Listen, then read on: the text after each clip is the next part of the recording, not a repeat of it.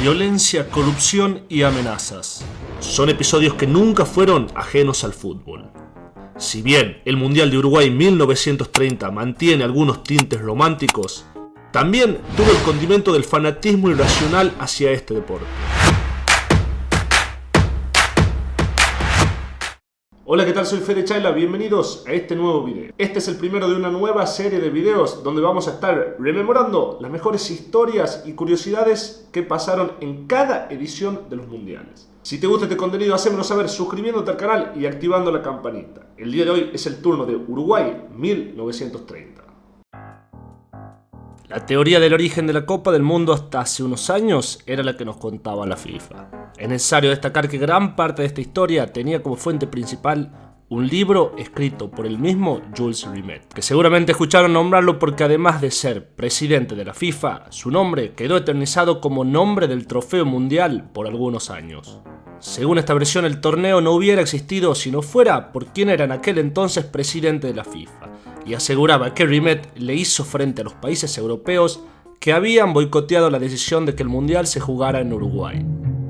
Pero el periodista e investigador franco-uruguayo Pierre Arrighi escribió un libro llamado 36 mentiras de Jules Rimet, donde pone en duda la versión de la FIFA. Asegura que no solo Rimet no era el padre de los mundiales, sino que incluso conspiró en contra de la primera Copa del Mundo que se jugó en Uruguay, con la intención de llevarla a cabo en París. Según Arrighi, la intención de Rimet, adjudicándose este mérito, no era convertirse en el pionero de esta Copa, sino que el objetivo real era obtener el Premio Nobel de la Paz.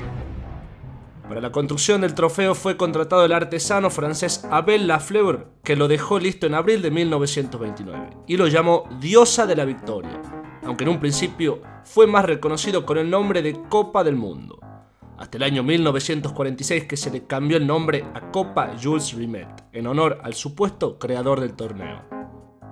La primera edición del Mundial contó con la presencia de solo 4 países europeos: Bélgica, Yugoslavia, Francia y Rumania. A estos se le sumaron 9 países americanos: México, Estados Unidos, Paraguay, Perú, Bolivia, Chile, Brasil, Argentina y Uruguay.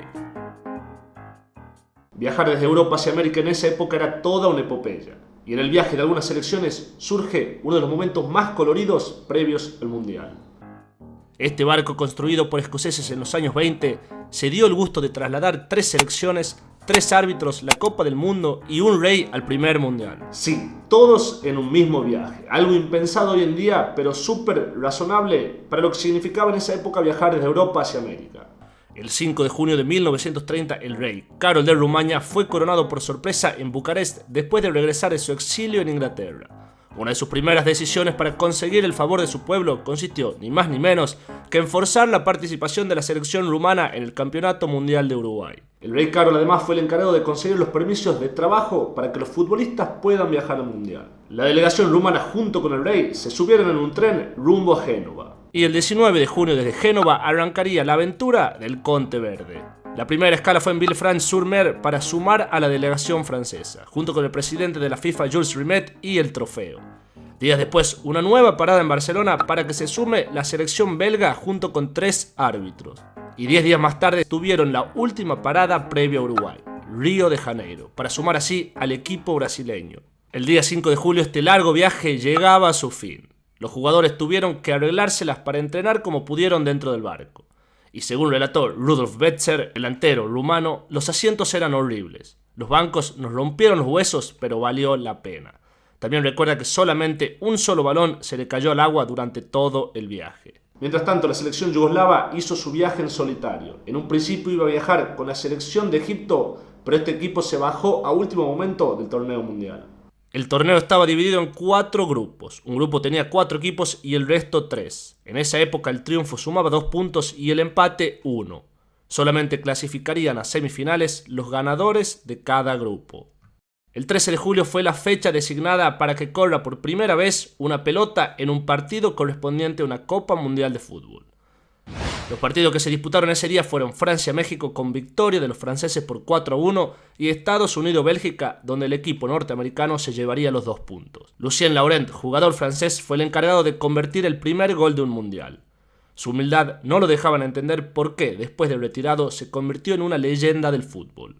De hecho, su hijo, con quien Laurent había compartido sus últimos años de vida, declaró que sabía que su padre había jugado un mundial, pero no mucho más, enterándose recién en el 1990 que su padre había convertido el primer gol en la historia de los mundiales de fútbol. Tras el debut argentino en el que venció por 1-0 a Francia, se produjo un hecho violento por parte de los hinchas uruguayos hacia los jugadores argentinos. Luego de algunos insultos, los hinchas intentaron apedrear al conjunto argentino. A partir de este episodio comenzaron algunos rumores que venían desde Argentina, asegurando que corría peligro la continuidad en el Mundial para este seleccionado debido al disgusto argentino por los hechos de violencia.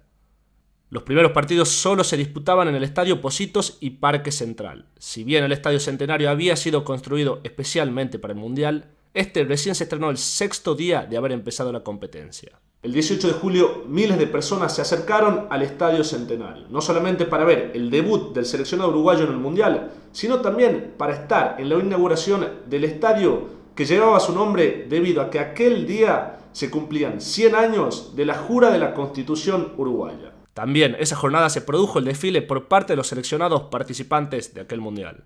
Ya no quedaba ninguna entrada en venta en boleterías, pero los revendedores de entrada no eran ajenos a esa época.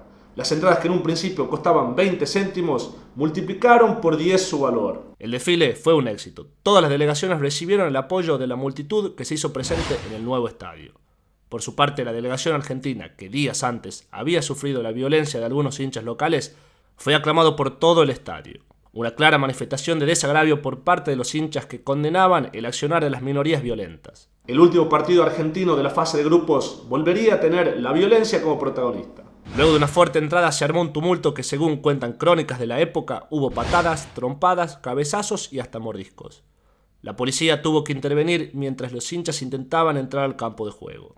Este hecho tuvo un saldo de 5 jugadores con lesiones. Lo más llamativo es que luego de que esté 15 minutos parado el partido, este continuó con la misma cantidad de jugadores por ambos lados. Si bien en ese entonces no existían las tarjetas, el árbitro podía tomar la decisión de sacar a un jugador del campo de juego. Argentina, Uruguay, Yugoslavia y Estados Unidos terminaron sus respectivas fases de grupos ganando todos los partidos y clasificando invictos a semifinales. Pero en semifinales fueron solo 2 los equipos que realmente demostraron con autoridad que eran los grandes candidatos. Argentina y Uruguay ganaron sus series por 6-1. Los locales frente a Yugoslavia y Argentina ante los Estados Unidos. Así, el fútbol sudamericano ocuparía el 100% de las plazas de la primera final de un mundial. Desde ese entonces ya estaba claro que este torneo no iba a ser uno más que desaparecería al corto plazo. Y los hinchas lo sabían, es por eso que nadie se quería perder esta final. La expectativa que se generaba entre argentinos y uruguayos era inmensa. 2 años atrás estos mismos equipos habían llegado a la final de los Juegos Olímpicos de Ámsterdam y Uruguay se había quedado con el título.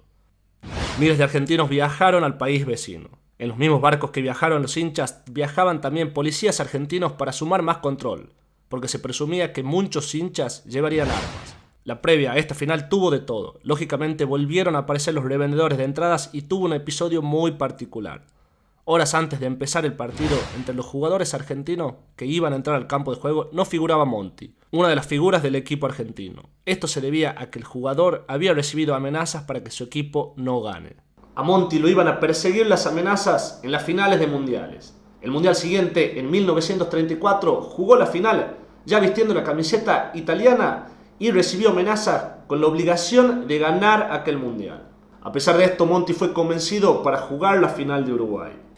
El partido iba a ser dirigido por uno de los árbitros que viajó en el Conte Verde. Se trata de John Langenus, que no solamente había viajado con la misión de dirigir, sino también cubrió algunos partidos, ya que escribía para una famosa revista deportiva llamada Kicker. Además, Langenus fue jefe de gabinete de su ciudad natal y escribió el libro Silbando por el Mundo, donde recordó varias experiencias de aquella Copa del Mundo. Este partido tuvo la particularidad que los 2 tiempos se jugaron con pelotas distintas. El primer tiempo una que fue elegida por la selección argentina y el segundo se jugó con la que querían los uruguayos. El primer tiempo terminó con una victoria parcial para el equipo argentino por 2-1. Según cuenta la nieta de Luis Monti, en el descanso su abuelo volvería a recibir amenazas de muerte hacia su esposa y su hija.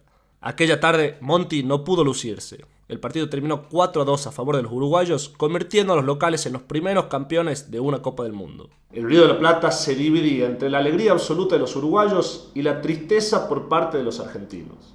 Y no iban a faltar los actos de violencia por parte de los perdedores. El goleador de aquel torneo iba a ser el argentino Guillermo Stabile con 8 goles. Lo increíble es que nunca antes había vestido la camiseta argentina hasta ese mundial. Y su debut se dio en el segundo partido frente a México porque el jugador titular abandonó la convocatoria argentina porque tenía que rendir un examen de la facultad. Stabile aquel partido debutó metiendo 3 goles. De esta manera terminaría con un éxito rotundo aquel primer mundial. Existen muchos rumores e historias desconocidas debido a su antigüedad. Es por eso que busqué como fuente crónicas de aquella época y testimonios de algunos protagonistas. Esto fue todo por el video de hoy. Espero que les haya gustado. Si es así, lo invito a darle al botón de like. Nos vemos en el próximo video.